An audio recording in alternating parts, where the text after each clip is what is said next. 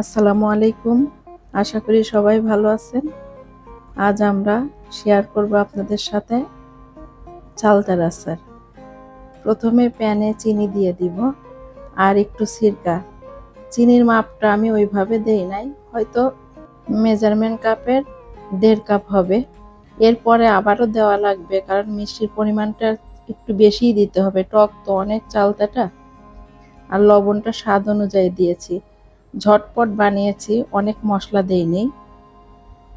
এখন একটু ভালোভাবে নাড়াচাড়া করে আমি মরিচের গুঁড়া দিয়ে দেবো 1/2 চা চামচ, হলুদের গুঁড়াটাও 1/2 চা চামচ দিয়ে দিব একটু কালারের জন্য।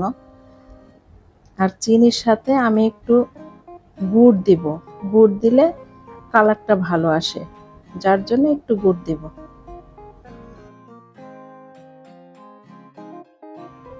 আচারটা সমানে নাড়তে হবে, না হলে নিচে লেগে গেলে তাহলে আচারের টেস্টটা নষ্ট হয়ে যাবে।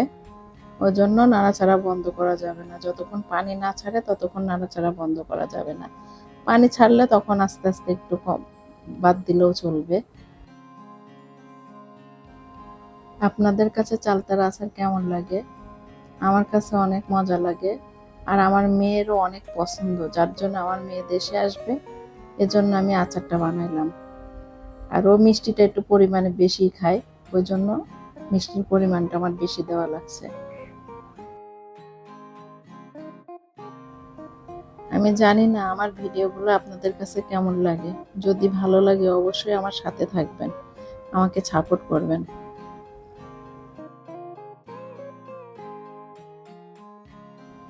এখন আমি দিয়ে দিব আচারের মশলা। আচারের মশলাটা আমার বানানো ছিল, ওই জন্য 1 চা চামচ আচারের মশলা দিয়েছি।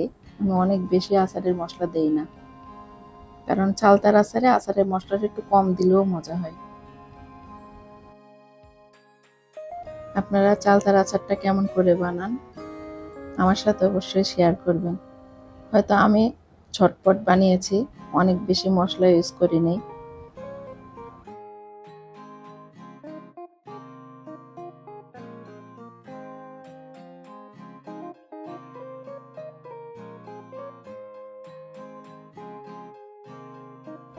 আমি এখন আচারটা একটু নিয়ে চেখে দেখব কিছু লাগবে কিনা, যদি লাগে আবার দিতে হবে। আমার আচারে মিষ্টি আরো লাগবে, মিষ্টির পরিমাণটা কম হয়েছে, ওজন্য আমি এখন আবার চিনি দিয়ে দিব। চিনিটা আমি মাপ দেই নাই, বেশিরভাগ সময় এমনি দিয়ে দিয়েছি।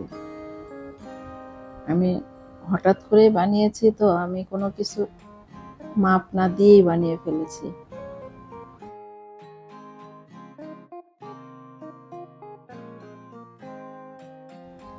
আমার এখন সবকিছু দেওয়া শেষ হয়ে গেছে। এখন নাড়াচাড়া করে একদম পানি থাকলে পানিটা শুকিয়ে ফেলবো। এরপরে পরিবেশন করে আপনাদের সাথে শেয়ার করব। আচার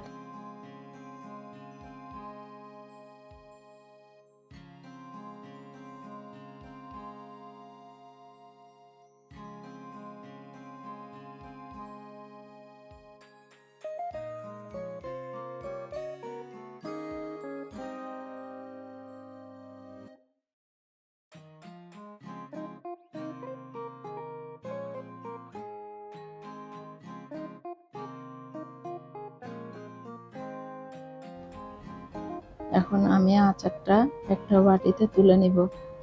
বাটিতে তুলে নিয়ে পরিবেশন করে আপনাদের দেখাবো। আচারটা অল্প সময় বানিয়েছি, কিন্তু খেতে কিন্তু মজাই হয়েছে। মিষ্টি, লবণ আর ঝালের পরিমাণটা ঠিক থাকলে আচারটা এমনি মজা হয়। কারণ আমার মিষ্টির পরিমাণটাও ভালো ছিল আর ঝালের পরিমাণটাও ঠিক ছিল, এজন্য আচারটা অনেক মজা হয়েছিল।